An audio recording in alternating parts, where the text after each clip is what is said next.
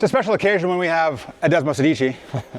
It's kind of crazy when you have 2 or 3 or 5. Or 5. Yeah, or 5. So Abhi and I want to walk you through what makes the Desmosedici iconic, why it is one of our favorite motorbikes, and I'm going to tell you the goods, the bads, things to look out for when you're looking for one, and kind of like the difference between them, although there isn't much because they're all pretty much one straight production run, right? Yeah, that's correct. Although when you have 5, there's definitely differences we can talk about. Yeah. All right, so Abhi, if you could start us off with some differences, that'd be great. Okay, sure. Well, I think at the end of the day, as a bike gets produced and people put their own touches on it, you're always going to see differences, right? And so you look at here, from a production standpoint, one of the big differences is going to be the paint. Ducati offered 2 different factory paint jobs. One is called the Rosso, Italian for red, and that's what you see here. All the bodywork is red. Of course, you've got the white in terms of the label, but all the bodywork is red until you get to the tail, and then there's a white simulated number piece here. So that's the Rosso, that's option 1. Option 2 is going to be next to it here. This is what they call the team livery. And so the team livery gets a large 3-part white stripe and then no number plate. Now on top of that, they did offer a decal kit to make it look more like the MotoGP bike, and that's right here next to what Adam was talking about here. So this one, you can see there should be like an Alice or Elise decal down there, a shell sticker on the swing arm. I think there's a Bridgestone sticker on the front fender. Yeah, there you go. Bridgestone sticker on the front fender, that kind of thing. But again, that was an optional decal kit that did come with the bikes. The real difference from the factory is going to be those 2 paint jobs. They also had a difference in terms of exhausts. You want to talk about that? Yeah, so essentially they all came with an exhaust, and then they had a race kit, sort of, right? I mean, it was basically just a muffler, if I remember right? And an ECU and that sort of thing. But for an optional somewhere around $13,000, am I right? Somewhere around there, $10,000 to $13,000, you could buy what's called a GP7 exhaust. And the GP7 exhaust is this final one here. We're walking there, Riff. And it's more than an exhaust, right? Because you've got more of a GP kind of style. You've got a bottom exit. You've got, it's a bit more of a style, but in order to buy the kit, and the reason why it's so expensive is it replaces the belly pan, so you can have this lower exit, and it also replaces the tail section, so you don't have the up exit anymore. But the bikes are still hot, so while we have your attention, why don't we show some different sounds? We've already warmed them up. Yeah. So this is, again, I just warmed her up.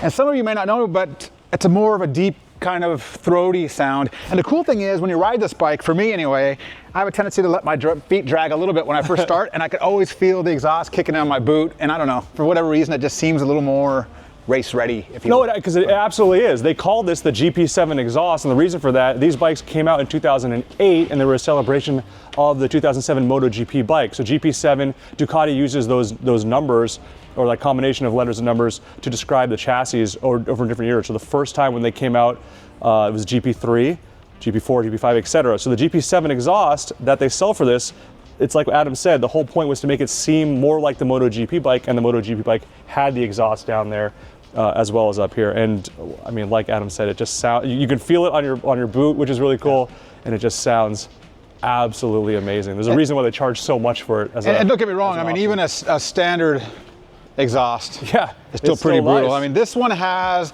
a stock exhaust, but it has the race can switched out. So again, and you know what, I believe it also comes with a mid pipe, which pulls away the, I've seen mid pipes come with some of these as well. Gets rid of the cat kind of thing? Yeah, I think so. I believe so. Maybe that's one of the reasons why it's so loud. This is a low number bike, again, already warmed up.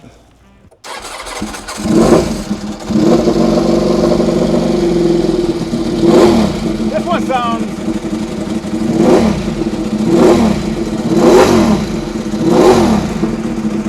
one sounds a little more aggressive than even a race exhaust. It almost sounds like, how many miles does it have? Well, and part of the reason for this is the owner of this actually put a really rare, I've never seen it in person before, but I guess the boys over at NCR made a dry clutch or not a dry clutch, sorry, an open clutch cover for it, right. which you can, if you can show them Riff down there. I've actually never seen one before until this bike, and then oddly I saw another one. Someone said they only made like a half a dozen of them, but I've seen 2 now, so super rare. So on that, when Adam fired that one up, you can definitely hear the dry clutch conversion. That one is currently, our service department is working on this. We talked about it in yesterday's shop walk. The owner is having, the new owner of this, really cool guy, the lawyer for Kenny Roberts. Just really great guy. We met him at Barber, actually. Yeah, we met him at Barber. Yep. So he's having us take the stock mirrors off, which you can see has already been done. So we're going to install block-off plates on it, and he's having us put bar end mirrors on this one. He's obviously planning on riding it, which is great. Which is fantastic. So let's talk about why these are so special. So first and foremost, people talk about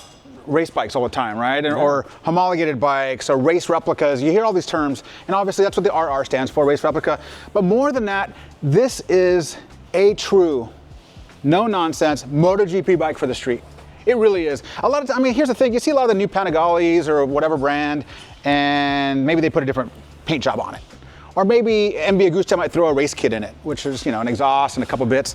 This is legit. It's legit. I mean, look at this. Like, you got to understand, now you're seeing these kind of forks, not obviously the Olins and everything else, but you're seeing these piggyback style forks on some of the production bikes, but this is 2008. Yeah.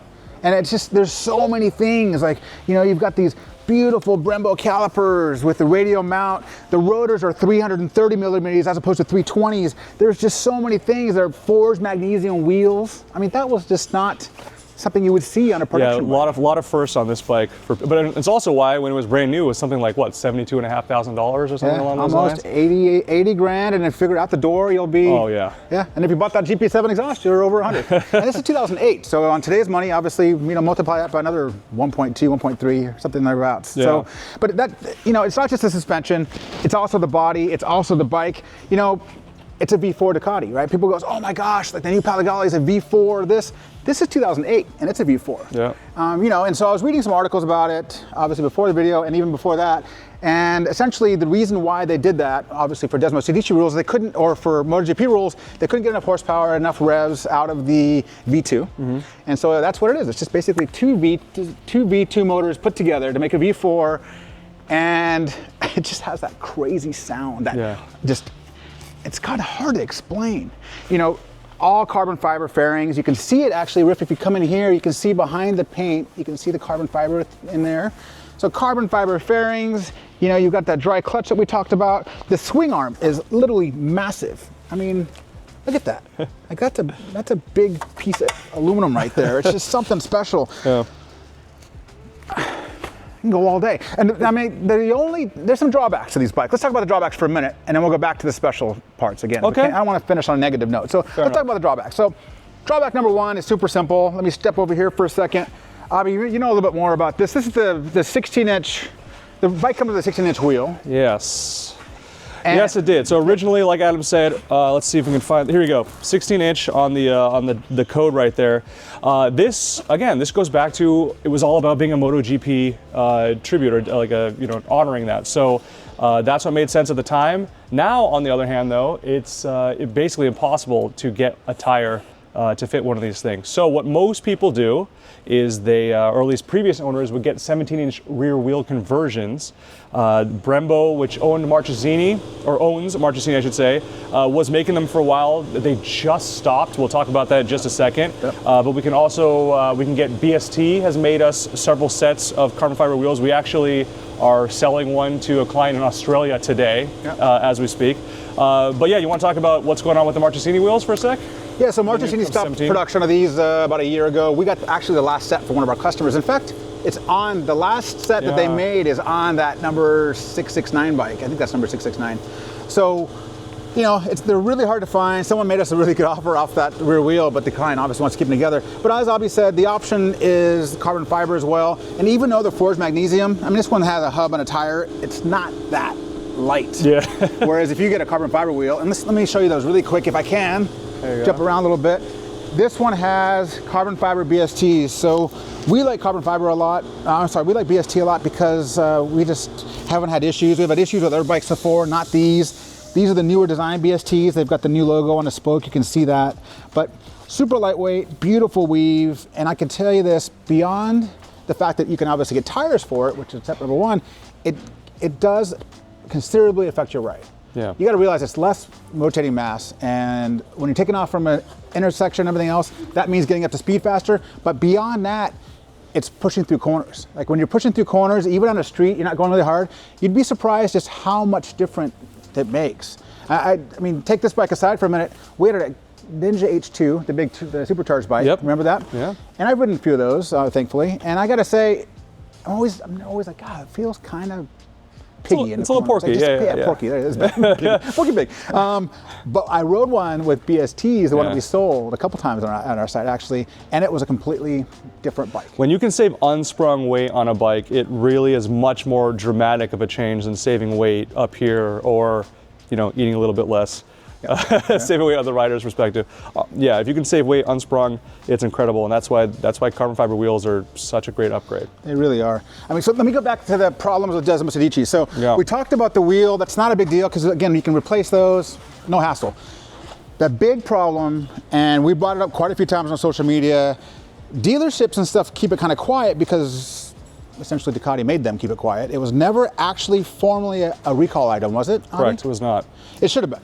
Yes, it should have been. So if you look here, or if you get up close, you can see the remnants of this bluish kind of white. That is what's called blue antifreeze. And the problem with these bikes is, not just these ones, this blue antifreeze was heavily corrosive, and Ducati never talked about it. So every once in a while you get a client that's like, oh, I gotta have a 0-mile Desmosedici. It's like, well, it's highly unlikely that bike went back to the dealer and had the fluid change. And they knew about this. They didn't know about it right away, obviously, but they knew about it not too long after. There's these myths or these rumors out there that, oh, they caught it by this number. They have to have a number over 500. I'm going to prove you wrong. And after this, I'm going to prove you wrong. I'm going to tell you why.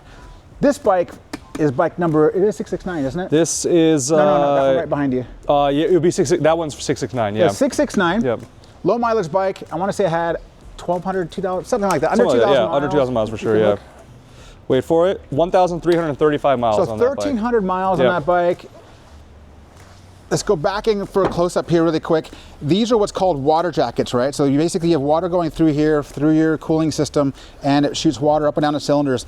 Look what's happening. They're clogging up, they're rotting out, and it's not just that. It starts corroding away and eating away. Some of this isn't just gasket material, and it just screws up the heads. This bike had 1,300 miles on it, and we had to replace the cases and the heads.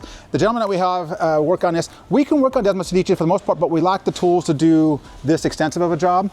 And so we have a guy named Mark that works on the side for us over at Pro Italia, and we trust him. He's Desmosedici certified. He is certified, yeah. But he comes back and he goes, you know what, one head's okay. He said it was questionable, and the other head's definitely shot. We're like, you know what, forget that. Just go all new. Replace both, yep. It's the best way to go. Basically, the good thing is that bike is probably the most reliable Desmosedici, which isn't the biggest. It's kind of a funny thing to say. It's like a reliable AMC Gremlin.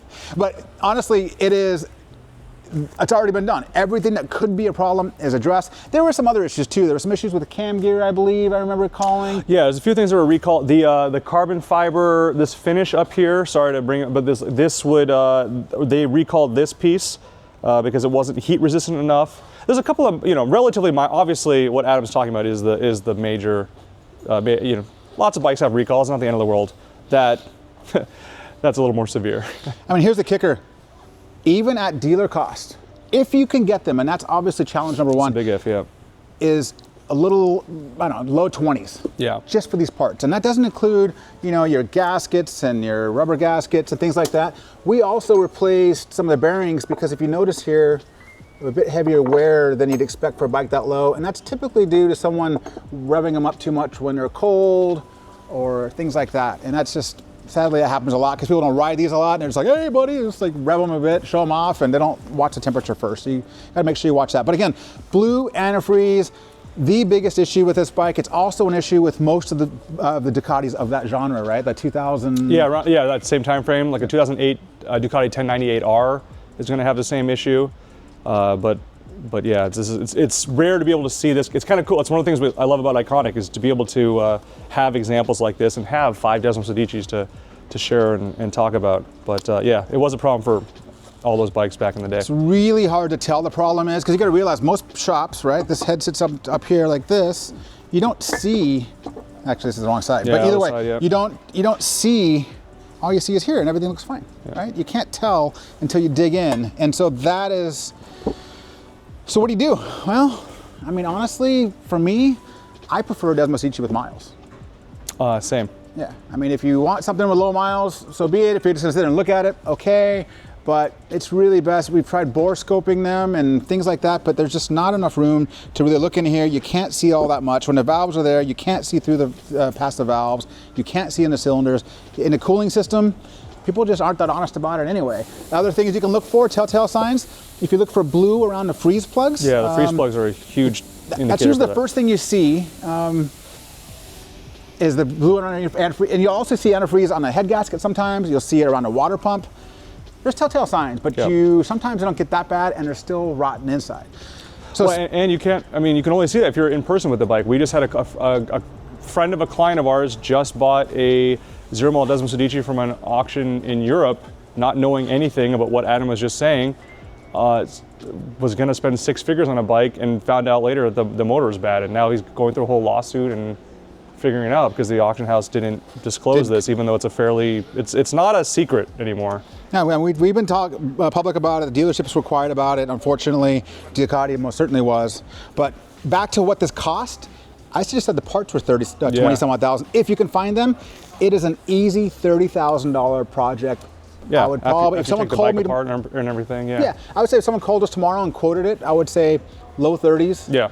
And again, that's if you can find them. If you can find them. Yeah. So anyway, back to that. Let's talk about, so he just mentioned a minute ago about someone that bought a bike from an auction that was bad.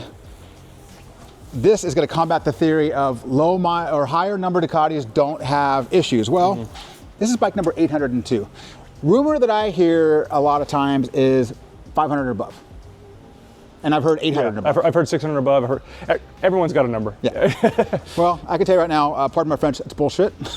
This is bike number 802. It was bought at another auction house. I'm not going to tell you who. I'm not going to tell you that it's a large one and they're out of Vegas. Is that enough? I don't know what you're talking about. The gentleman paid handsomely for this. Not too crazy, but he paid a bit and sent it to us to look at. We advised against it strongly, but he did it anyway. And right off the bat, we took the fairings off, freeze plugs blew around them, head gaskets blew around them, water pump blew, I mean, it was literally all throughout.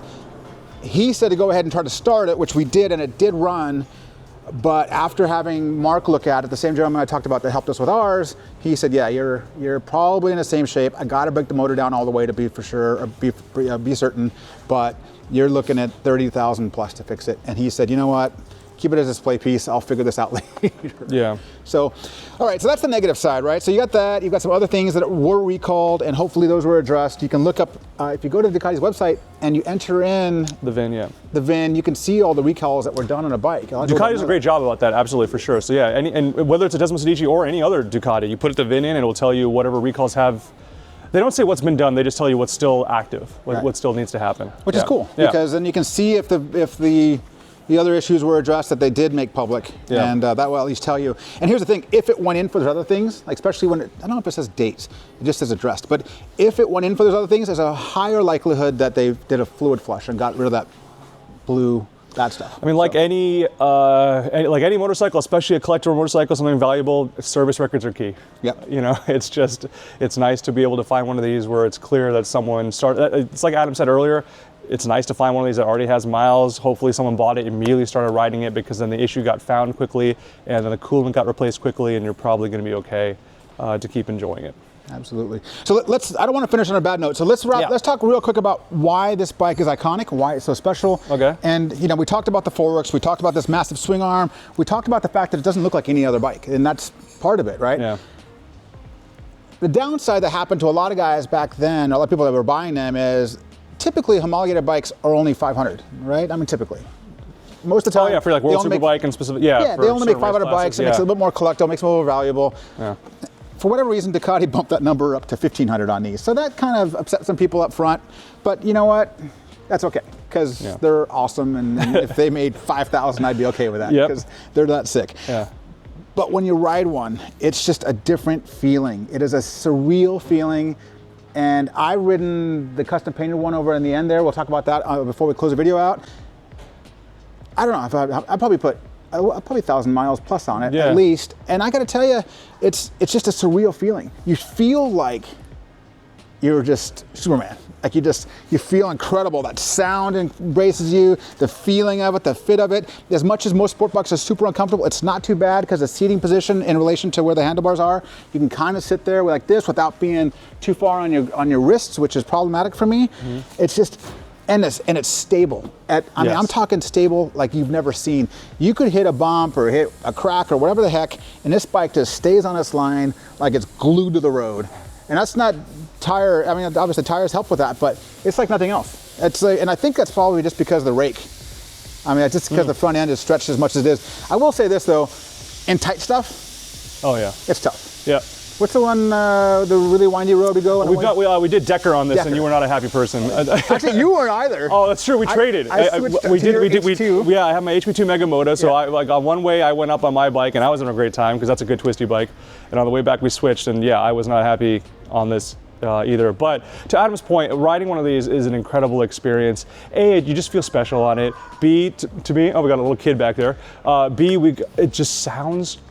It's one of the best sounding motorcycles I've ever ridden. And C, for me personally, I think it's just cool that Ducati was brave enough to do this. I mean, look, hindsight's 2020. 16 years later, it's easy for us to go like, oh, this is good, this is bad, whatever. But it's really like there's multiple companies that are in MotoGP. Ducati and Honda with the 213 are the only companies that really tried to bring some of that to you in the public on the street. And that's really, it was a huge risk. I mean, that motor wasn't necessarily designed to be, it's not like a 100,000 mile motor. It wasn't supposed to be reliable. It was supposed to go fast, be cool. And then being able to offer that with a warranty to people and that kind of thing. That's a 3-year warranty from the factory when it was new, which is crazy. That kind of thing is, I love when motorcycle companies are willing to take that risk. And sometimes you win, sometimes you lose. But the fact that they did it, big kudos to them. And it's just, I mentioned feeling special on one of these things. Obviously, whenever Adam shows up to the rock store, one of these things, everyone's just kind of like, oh my God. Well, you can't hear, you can't miss the sound. Yeah. And they don't idle specifically. They're okay, they idle, but not. So it's always fun to kind of work the idle a little bit, and kind of get a little more attention. Give a little volume. But yeah, it's a special bike. And on top of that, it's so high performance. But guess what? There's no traction control. There's no ABS. It's raw. So let's talk about performance for a minute. Do you have the numbers off the top of your head? I remember it was just shy of 200 horsepower. Yeah. It's like 197-ish, which is a lot for 2008. Yeah, absolutely. That's a lot. Like nowadays you hear that all the time, but back then you did not. Well, and your average person can't even get anywhere close to that anyway. So it's just kind of. But it's 200 horsepower with no traction control, no wheelie control, no ABS. Like it's just full on. Let's go, baby. Come on. Some other specs: under 400 pounds dry. I want to say it was 388 thereabouts. I looked at a couple numbers before the video.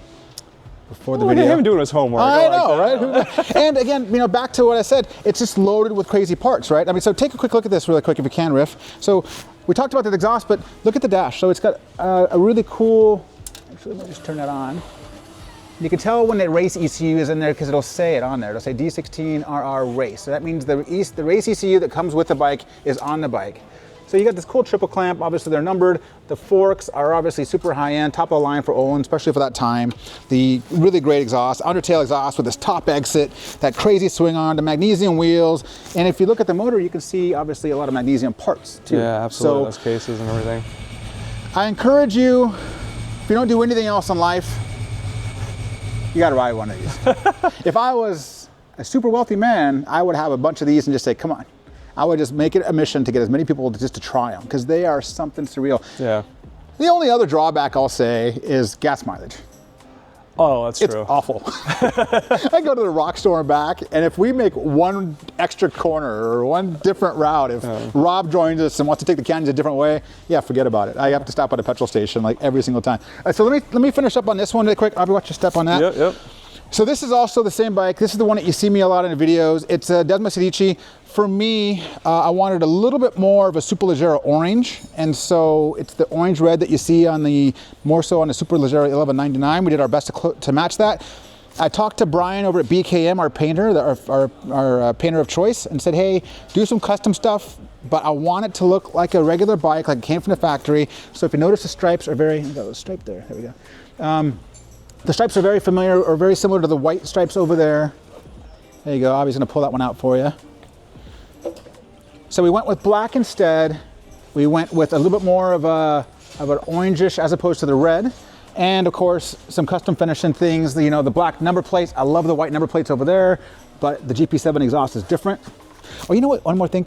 I want to show this. Can you look at this? Can you show the taillight on this really quick? Yep, you have to turn it on. Just there you go. Yep. Look what the taillight is. Isn't that cool?